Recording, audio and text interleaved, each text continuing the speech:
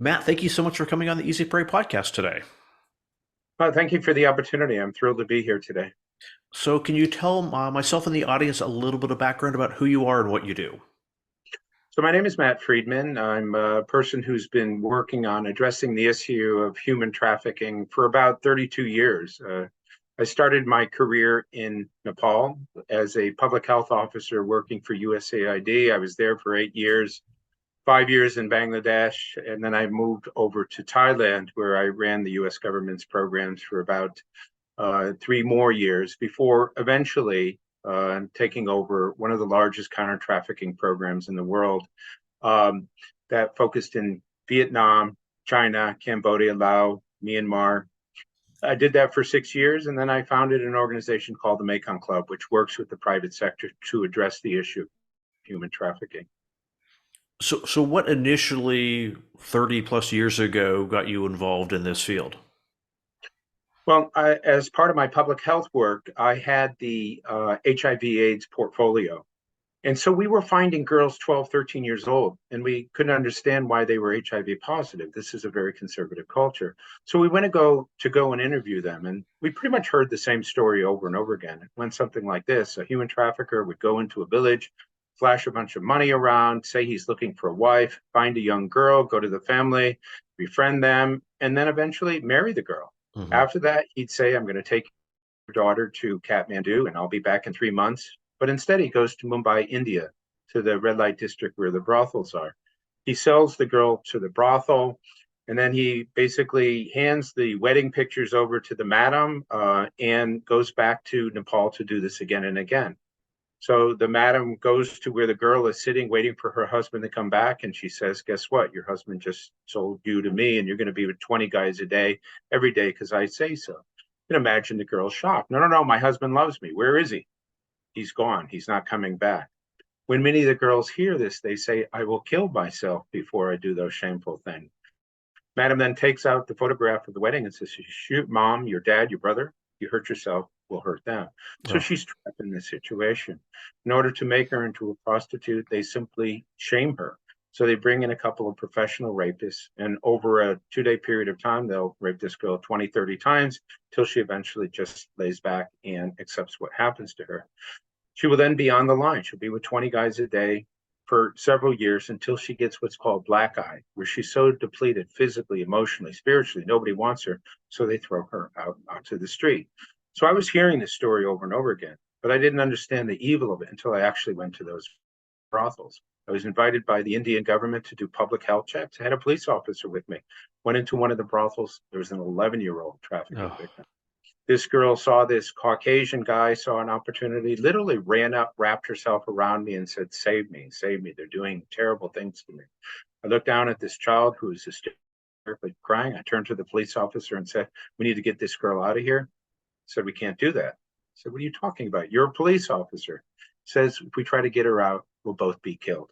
To make a long story short, we left. We came back with a lot more police, but of course she was gone. Mm. I tell this story because I wasn't one of those 15-year-olds that said, when I grow up, I want to be an activist. In fact, I did everything I could not to be.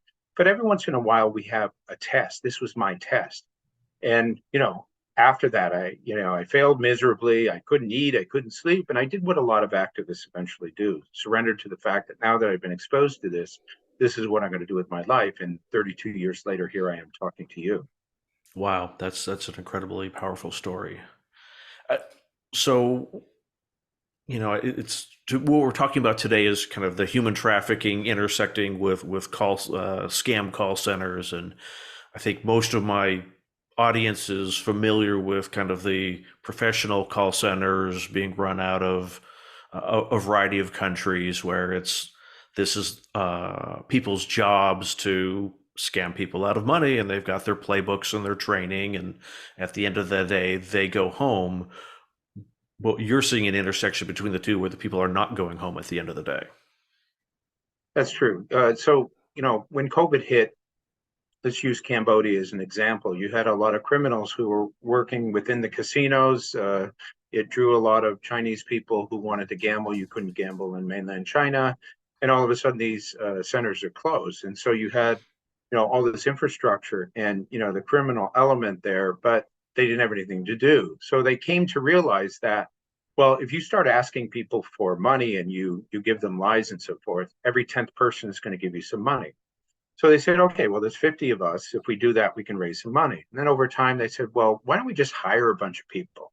And then we can double and triple or have, hundreds of people doing this. We can raise even more money. We have all this infrastructure here. So they started to go and identify Asians to see whether or not they would scam other people, even if they paid them. These people were saying, no, we don't want to do it. We don't feel like this is something we want to get involved in. So they said, okay, well, let's just bring them to Cambodia and get them in the centers, and then we'll convince them. So they started to trick and deceive young people, educated people from all across Asia, from Hong Kong, mainland China, Vietnam, Taiwan, Singapore, and so forth, into thinking they were going to accept a good job where they would make something like 5,000 US dollars a month. They would arrive there, they'd be picked up, and then they'd be driven to one of these scam centers. And upon arrival, they would be put in front of a computer to scam 14, 15 hours a day, every day. If they didn't make their target, they would be beaten, tortured, tasered.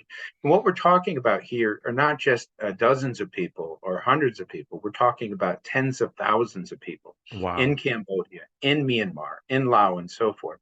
So this is a new crime where you have human trafficking and scamming that converge together. There's two elements: the scamming, and that's what you generally talk about, the scam centers and what they do and how they hurt people. And then in this particular case, you have human trafficking involved to get people into this center. So how are these human trafficker criminal organizations targeting the people that they're bringing into the call centers? What's their pitch to get them to go there? Uh, what's the lie that they use? Well, oftentimes they initially started with legitimate job search engines. It would either be websites or facilities that look very legitimate. And so in some cases, they would take a bank name and have an advertisement that they would put on Facebook or whatever. And then the person would contact them and they would actually even have an interview, looked like it was very above board. They would then have a plane ticket sent to them, and they would arrive with this great expectation that they're going to have this really good adventure and make some money and live out of a hotel and all of this, only to have something terrible take place. Another approach is kind of the love triangle type Hmm. situation, where a young, attractive Asian woman from, let's say, Thailand falls in love with, one of these victims. At least that's what they think is happening. And she says, oh, let's go to Cambodia and have a little vacation together. She sends the ticket. He arrives. There's no girl.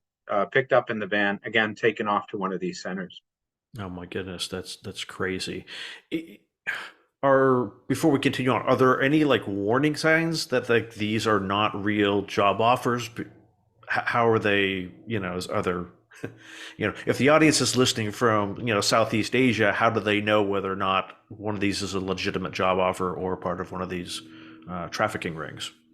Well, in the early days, it was pretty transparent that what you're dealing with sounded too good to be true, and you should have been a little bit cautious just based on the fact they're going to take you and give you a bunch of money in a less developed country to do a job that generally they could get local people to do.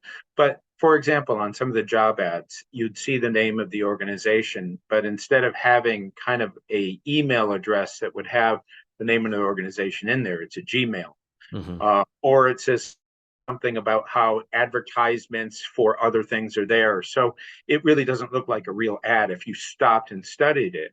But a lot of young people, they're so excited, they want this opportunity, and so they don't really delve into those types of things. Now, the problem is, well, Cambodia and Myanmar and Laos are now kind of well established in terms of these types of sites. We're seeing that it's expanding to other locations as well. Hmm. We've heard in Bangladesh, India, Nepal, Dubai, several countries in Africa, Mexico recently came up. And so this criminal model is changing. So for a while, people were saying, okay, well, we're just never going to go to Cambodia or to Myanmar because we're concerned about that. But what if we see it in Thailand or we see it in Malaysia or Singapore or these other locations? Now that the model is out there, it could potentially expand. And that's exactly Hmm. what we're seeing, because what these traffickers basically say is that it's like having an ATM machine. You get a person, you get them to sit in a chair, and they scam all day. And if they don't, you force them to do it with violence or threats and so forth. And they're just generating money and money. If it was drug trafficking, take the drugs, move them, sell them. Yeah. There's a lot of risk associated with that. Not in this particular case. Yeah, they're outsourcing the risk to the people that are working in the call center in a sense. Correct. Yes. What is kind of the government and law enforcement in these countries doing about it, or are they turning a blind eye to it? Well, initially there was a tremendous amount of pressure. When this story broke about 18 months ago, Al Jazeera did an expose on this. It's an amazing 40-minute video. I encourage anyone who is interested in kind of understanding what this is all about. They have good visuals, they good background information, and so generally what happens in this particular case is you have um, governments that initially were putting pressure on Cambodia and Myanmar to stop these things. And for a while, there were raids and rescues that were taking place. But then over time, what was happening is the amount of profits being generated by these centers was so much that they basically were getting rich off of this. And this is Yeah. the real concern. If you are able to generate so much money that you can reverse rule of law and human rights violations are okay, then you really have a big problem. And so let me give you a kind of an oversight of what these centers look like. They're in these economic zones where you'll find 10, 12, 15, 10-story buildings with large walls around, barbed wire, closed circuit television, and kind of a criminal element keeping tens of thousands of people in these scam centers basically working.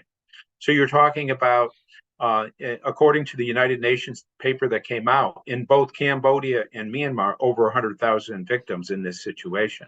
Oh, wow. Now, the governments that put the most pressure on these governments like Cambodia, generally were able to have some impact. And so the scammers said, well, let's go to locations where people don't care about whether or not their citizens end up in a situation. So we're Yeah. seeing in Africa, we're seeing in other less developed countries, Bangladesh and so forth. So these victims are being brought in, and nobody is putting pressure on these centers. And as a result of that, it's allowed to flourish.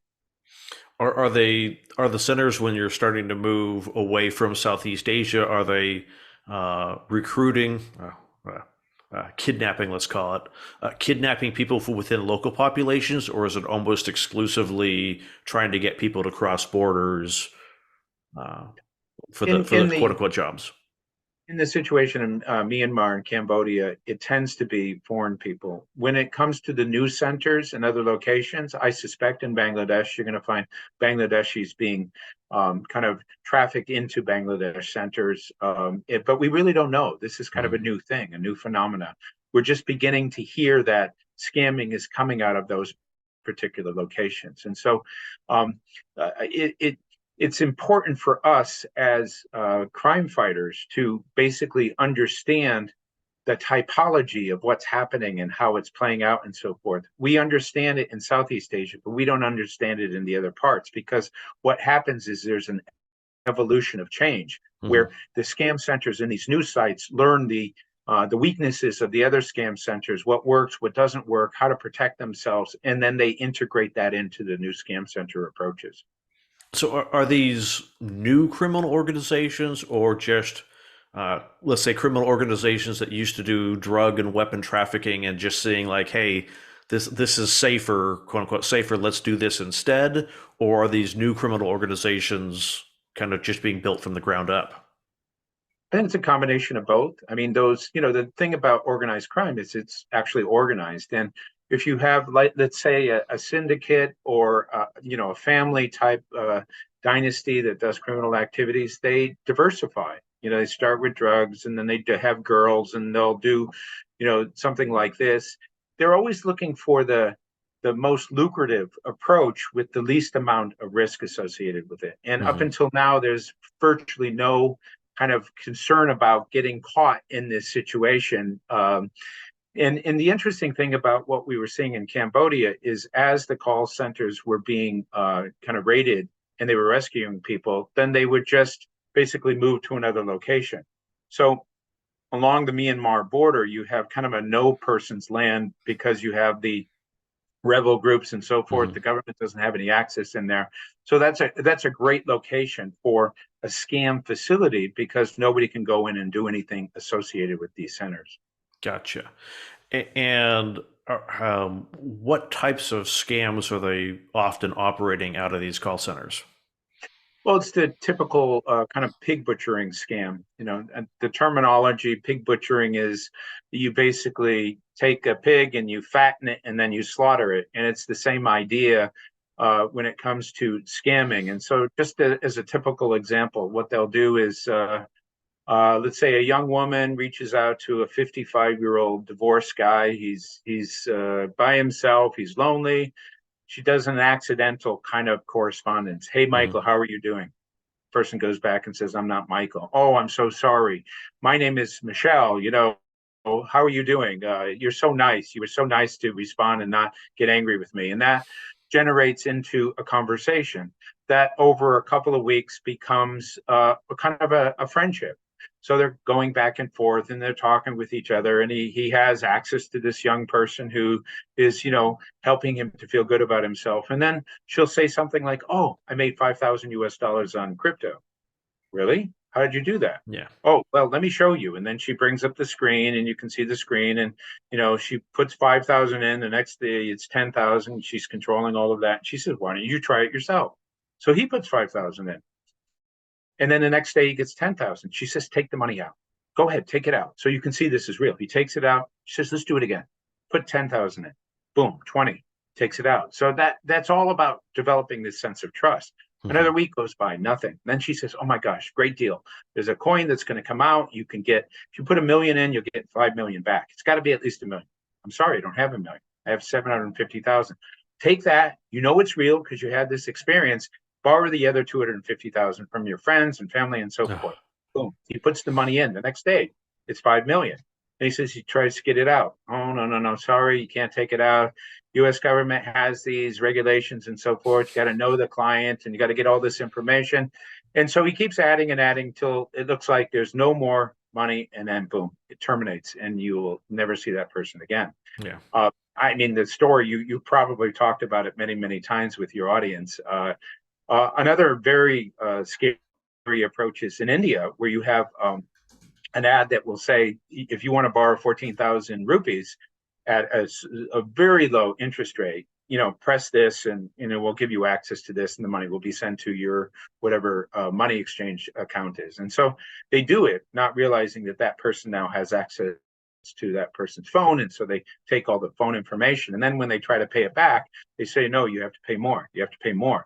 They don't. They start reaching out to the family members. They start using AI to have that person's face on a naked body with somebody else. And they say, we're going to show this to your family and everything. This has resulted in a number of suicides because Mm. in that country, there's a lot of shame associated with that type of thing. So, I mean, the scammers continue to get much more creative in the way that they go after people. And with artificial intelligence being what it is, the chat scripts are getting better. The kind of imitation websites look so real and so genuine, and they have the code so that the person presses one thing from a legitimate site that brings them into this other illegitimate site, thinking they're in a good site, protected site, only to eventually have themselves be hacked over time. Oh, that's awful. I- So how are people supposed to, I guess we got both sides of this. You have a rich victim and then usually a poor victim who's being forced into the call center. What's the strategy or what's the angle of trying to work to reduce this type of crime? Well, let's talk a little bit more about the victims. Many of them are not from, generally in human trafficking, there's 50 million people in modern slavery. Many of the traditional victims in the past have been migrants and lower Hmm. socioeconomic circumstances. In this particular case, you have kids from families that are affluent or middle class and so forth. So it's a completely different dynamic. I want to emphasize that the one element of this that really is quite concerning, and that's the violence associated with Yeah. this. So, if you are in one of these scam centers and you don't meet your target, in one site it was 14,000 US a day that you had to get. You're going to be beaten. You're going to be tortured. You're going to be tasered. Terrible things are happening to these people. And in fact, you can see these videos on Telegram. They're right out in the open. And as a result of that, you have these people who have never experienced any kind of trauma all of a sudden in this high trauma type situation. If they're really not generating money, they often sell them between these scam centers. In fact, again, on Telegram, you can see I have 3 Bangladeshis and, 2 people from Thailand, and this is the amount of money. And so buying and selling right out in the open. Wow. If that doesn't work, then basically they try to sometimes sell the person back to their family, 20, 30,000 US dollars. And if they can't do that, sometimes these people are actually even killed. And Hmm. then they videotape the killing and then basically sell the videos to Oh, people who are interested in what's called harmcore, where basically you pay to see, violent things take place to people. So you have this horrific situation where, victims are put through hell. Now, those who get back, in some cases, when they get back, they are actually arrested. And they're arrested because they scammed people. hmm. And let's say if it's a Hong Kong person, they scammed somebody in Hong Kong, not because they wanted to, it was to basically prevent themselves from having terrible things happen to them. Yeah. But there's no laws that basically protect a victim from the work that they did that was illegal and so forth. Now, in the human trafficking world, there are laws that basically say if you are trafficked into, let's say, prostitution, and it's against the law, and you were trafficked into it, then you get a get out of jail free card. Yeah. But there's nothing like that associated with this. So how to prevent something like this? Well, first of all, I think awareness is essential. People need to know about this. Yeah. Now, I do talks all over the world on human trafficking, and I'm often really surprised at how little general knowledge is out there. But when it comes to something very specific like this, very few people know about it. And the other thing is that, everyone is really upset and angry with the scammers for what they do. But in this particular case, you have a person who is a victim of forced scamming.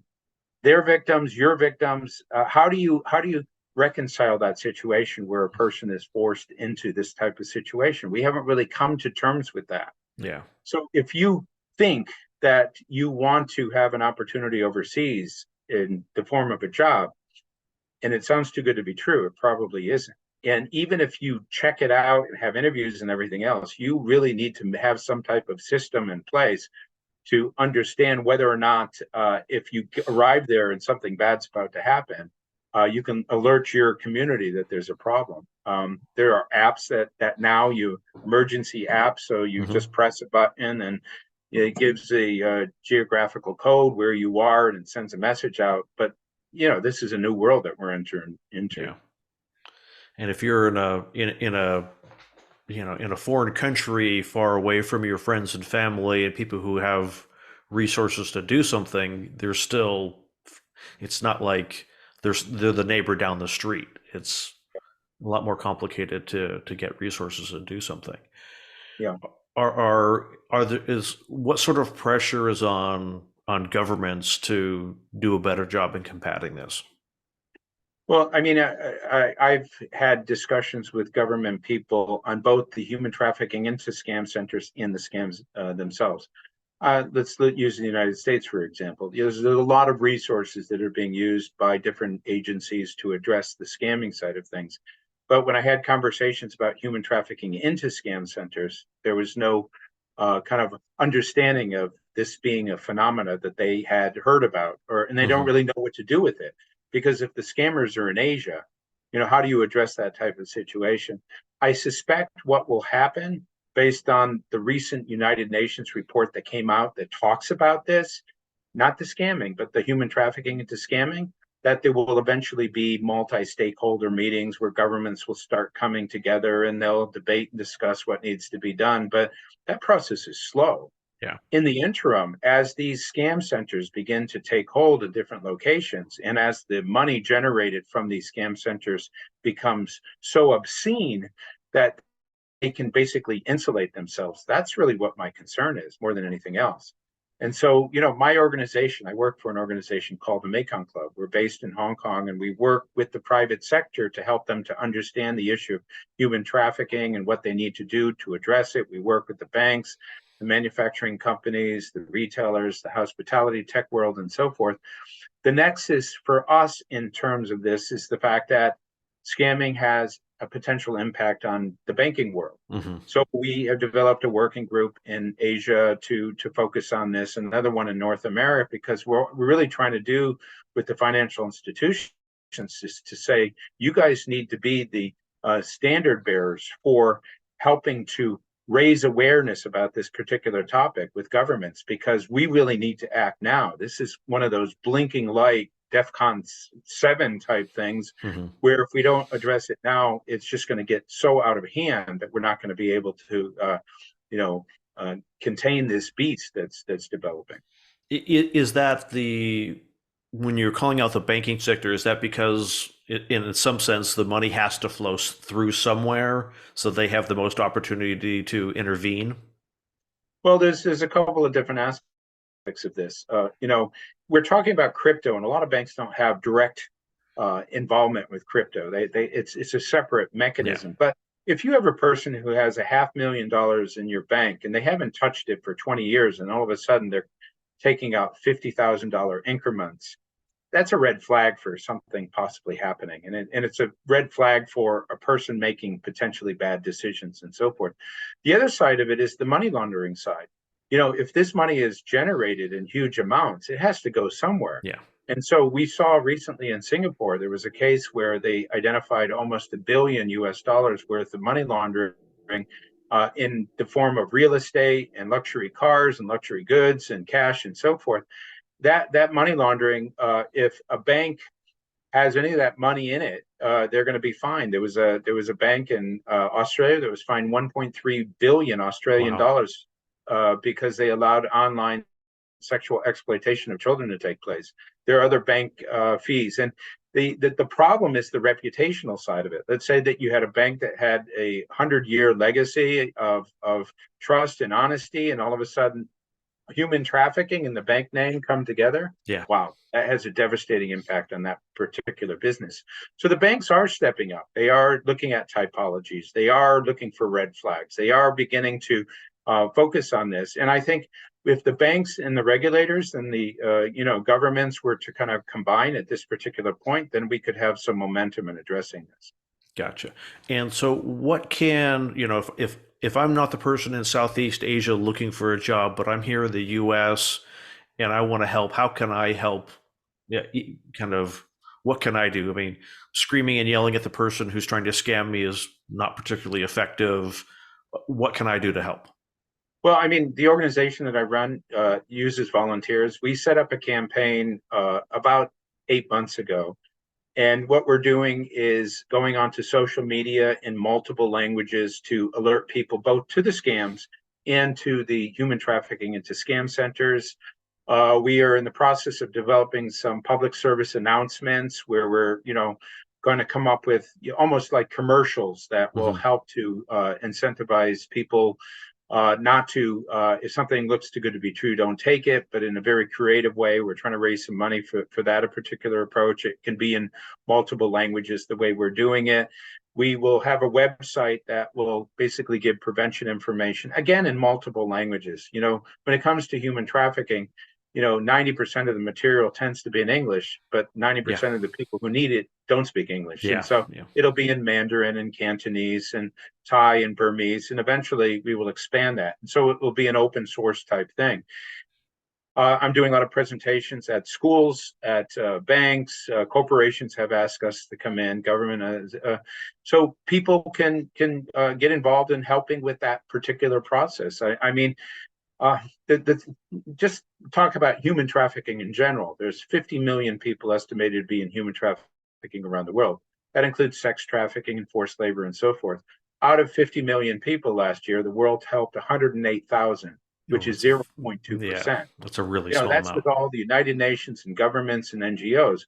The issues of our time are not going to be solved by 25,000 people like me against 500,000 criminals. We as a world need to accept some responsibility. So if you're a banker, if you're a risk assessment person, if you're a communications person, if you're public relations person, then let's set up a community so that we can collectively work on these things together.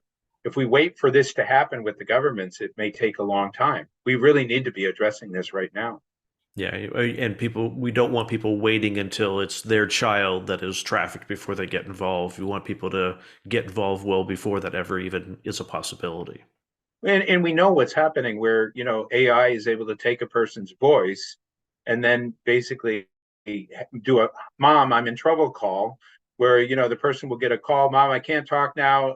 You have to send money to this. I'm going to send you a WhatsApp code. Help me type of thing. It's not real. But obviously, as a parent, you stop thinking rationally and practically when you get a call like that, and you go ahead and make a decision based on this. But even I just had somebody recently tell me that they got a simple email and it looked like a person that they knew, and they hit the link, and all of a sudden, terrible things happen to their computer. We've entered a situation where the vulnerability of our machines being hacked and people getting into it and then figuring out who we are and our information and then using that or getting our credit card information or whatever is very much a reality. How many times do we get scam invitations on WhatsApp, for example? Yeah. Hi, you know, I'm so and so. I want to be your friend, that type of thing. Uh, we have to all be vigilant because it will eventually get to a point where maybe you won't know what's real or not real because it looks so real and it tastes like it's real, but it really isn't. Yeah. I mean, you were talking about those the misdirected text messages. There was definitely a time that I was getting, gosh, two or three of those a day Right. Yeah. of of that, and then I've seen a very similar thing going on LinkedIn. Oh, hey, you Exactly. look like a very interesting person. And I'm like, no, trust me, I'm not that interesting. Well, what's interesting about that is if you look at their profile, they always have about 30 followers, Yep. and they have, this pedigree of went to this great university and I worked for this great job. But it's so lean in terms of, they work for 6 years and they only have like four things on their LinkedIn. Yeah. It's pretty transparent that that's what it is. I committed myself to posting every day for a year on LinkedIn on human trafficking and other issues. I managed to do it 520 words a day. But what it did is it expanded my network, but it also expanded my exposure to Yeah. this type of thing. And I was getting a lot of people kind of approaching me. And I post on this particular issue as well. I posted a couple of days ago on this, and the general awareness is an essential part of the process. And I just can't emphasize enough that this is one of those moments in time where we're almost at a tipping point. If we don't act now, if we don't address this now, if we don't incentivize governments now, if we don't really take action now, we are really going to be in a situation where this is beyond what we can control. And we've seen all the CEOs from the AI companies come together and talk about the dangers. This is one of those dangers that they're talking about. The Hmm. fact that many of us are vulnerable to people taking our identity or somehow taking our money because AI has the potential to incentivize people to use new systems, procedures, and approaches to get money from other people.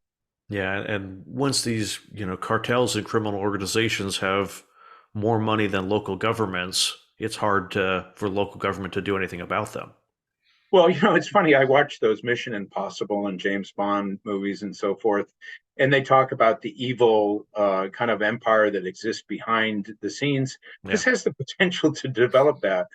This is really kind of where art is turning into the reality of the situation because the potential for criminal activities to be expanded significantly beyond what we've ever seen Yeah. before now exists.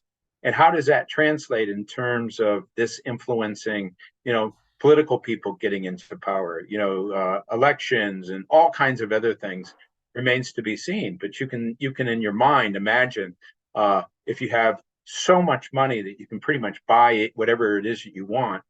Where is the world going to go if we go in that particular direction? Yeah.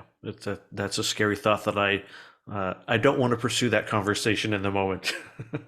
Yeah, me too. So, what kind of online, are there any online resources? We definitely talked about the Al Jazeera video for people who want to learn more about this. I'll get the link from you and put that in the show notes. What other kind of online resources should people be um, This sharing or online making them aware of? this online portal that I mentioned, I'll share that with you for your audience. It should be up within a week or so. And what we will, it's very Spartan. All it does is just gives you a heading and then in multiple languages what it is that you need. Hmm. But I would say to the audience, watch that video, Google human trafficking into scam centers, so that you can generally, see all the articles that are coming out related to this. And if you're a parent, alert your kids to the fact that it exists. If you're, in a network, talk to your friends about this, post on this, do whatever it is you can to raise awareness, because that's really a big part of the process, is just Yeah. getting people to know that this particular situation exists. If you have elderly parents that are not very computer literate, if they all of a sudden get an email that says your account is going to be frozen because you didn't do something, and they just get very concerned immediately, and all they can think about is, I have to fix this thing. And so they follow the approach, and they're seeing websites, and they keep hitting the buttons, bringing them to the point where the person has access to their computer and their accounts and everything else. Then that's a very serious situation. Yeah. Yeah. And a lot of people, again, I'm talking to an audience of people that know what I'm talking about. These scammers will go after certain prototypes, certain types of people, because they're more vulnerable, simply because they get scared quickly and they don't really know much about what scammers do and how they do it. So they Yeah. get caught in this trap. Education, education, education. Absolutely.